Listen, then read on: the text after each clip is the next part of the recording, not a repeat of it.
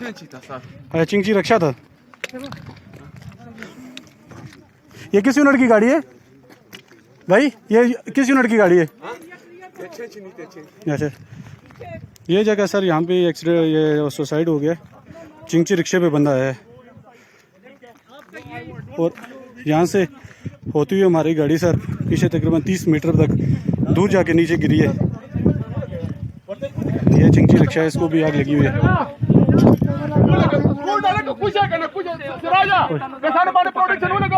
तो यहाँ से गई है गाड़ी नीचे।